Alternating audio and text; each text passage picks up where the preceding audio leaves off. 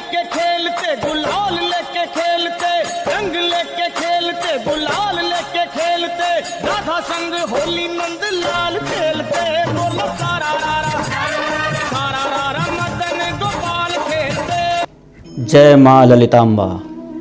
मैं ज्योतिष दैवज्ञ विशाल गुप्ता प्रस्तुत हूँ अपने YouTube channel astro Vishal Gupta पर आप सभी के समक्ष होली के पावन अवसर पर आप सभी देशवासियों को एवं हरि भक्तों को होली की रंगों के इस पर्व की बहुत बहुत हार्दिक शुभकामनाएं। रंग जीवन का एक ऐसा विषय है, ऐसा पदार्थ है जो कि हमें हमारे जीवन के नए आयामों की ओर ले जाता है। रंग हमें यह दिखाते हैं कि हमें अपने जीवन में अपने विचारों को, अपने भावों को रंगों की तरह परिवर्तित करके बार बार एक से एक नया रंग बिखेर करके इस ब्रह्मांड पर आकर के एक सुंदरता बिखेरते रहना चाहिए। और यदि होली जैसा पावन पर्व हो और हम आप और समाज में हरि भक्तों जैसे लोग हों तो कोई अपने भगवान कृष्ण के प्रेम में, कोई भगवती के रंग में, कोई हनुमान जी के रंग में, अपने अपने इष्ट देव आराध्य देव के रंगों में रंगे हुए नजर आते हैं। अर्थात पर्व भी है, त्यौहार भी है और साथ में हमारी भक्ति की पराकाष्ठा भी है। तो जब भक्ति की पराकाष्ठा हो तब पर्व हमारा उत्सव बन जाता है। और उस उत्सव में अगर जो हम आनंदित नहीं हुए, अपने समाज को आनंदित नहीं कर पाए तो हमारा उत्सव नहीं होता। और यह होली का पर्व ही देखा जाए तो भगवान के अनन्य भक्त प्रहलाद से जुड़ा हुआ है। जैसा कि होलाष्टक अभी लग चुके हैं, जो कि होली से 8 दिन पहले ही प्रारंभ हो जाते हैं।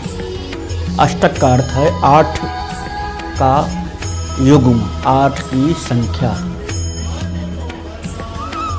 जो कि होली से 8 दिन पूर्व ही प्रारंभ हो चुके हैं। तो यह समय यह बताता है कि कोई भी शुभ कार्य हमको इस होलाष्टक में नहीं करने हैं। क्यों?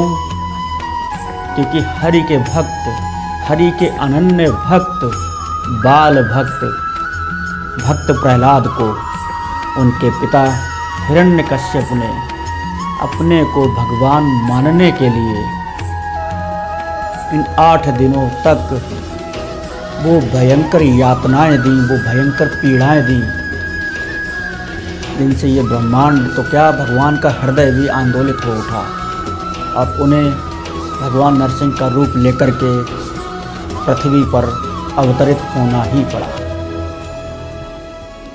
तो जब दुखों का समय चल रहा हो, कष्ट का विशेष काल चल रहा हो, तो उस अवस्था में हमें सिर्फ और सिर्फ ईश्वर की आराधना, ईश्वर की भक्ति, ईश्वर का नाम सुमिरन यही करना चाहिए। और यही हमें हर संकटों से मुक्त करा करके और भव से पार ले जाने के लिए सहायक होता है। तो आइए जानते हैं होली के पर्व पर किए जाने वाले कुछ ऐसे छोटे छोटे उपाय, कुछ ऐसे प्रयोग जिनके द्वारा हम अपने जीवन के बहुत से कष्टों से अनायास ही, सुलभता से ही मुक्ति प्राप्त कर सकते हैं। तो वह प्रयोग क्या हैं, आइए जानते हैं। तो सर्वप्रथम जिस दिन पूर्णिमा हो होली से एक दिन पहले, जिस दिन रंग खेला जाता है, वो परिवा होती है, प्रतिपदा तिथि को। लेकिन पूर्णिमा एक दिन पूर्व होती है, जिस दिन होली जलाई जाती है, होलिका दहन के दिन। शाम को एक पान पर देसी घी, एक सुपारी, एक जोड़ा लौंग, एक इलायची और थोड़ी सी मिश्री। एक बार फिर से ध्यान देंगे कि देसी घी, एक जोड़ा लौंग, एक सुपारी और थोड़ी सी मिश्री लेकर के अपने ऊपर से 7 बार एंटी क्लॉकवाइज उल्टा उतार करके प्रणाम करके अपने इष्ट देव का ध्यान करके स्मरण करते हुए, जो होलिका दहन अभी हुआ नहीं है उसकी जैसे पूजा होती है, तो उस होली की लकड़ियों में उसको रख करके चले आएंगे। और सुबह में जब होलिका दहन हो जाएगा, लोग रंग खेल लेंगे, आखत डाल लेंगे, तब स्नान से पूर्व उससे थोड़ी सी भस्म ले आएंगे, होली की राख को उठा लाएंगे थोड़ी। अब उस राख को अपने संपूर्ण शरीर पर लेपन कर लेंगे, मल लेंगे, मालिश कर लेंगे सूखी ही।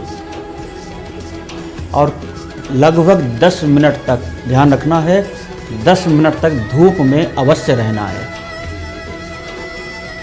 और हल्के गुनगुने जल से स्नान कर लेना है।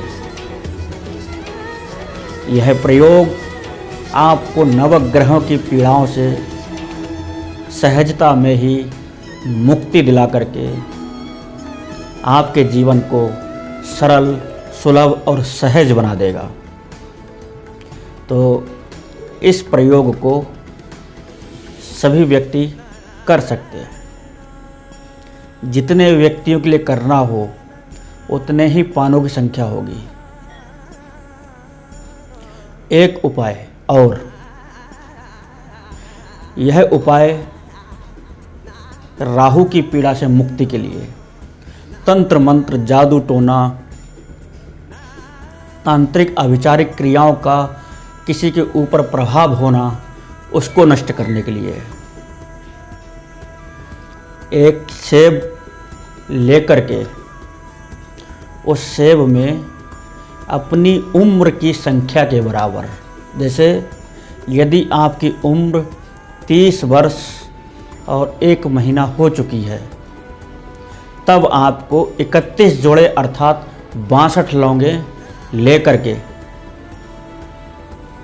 उस सेब में चारों तरफ चुभा देनी है, अंदर दगा लगा देनी है। उन लौंगों को लगाने के बाद में उस सेब को अलसी के तेल में डिप कर लेंगे, तर कर लेंगे, डुबो लेंगे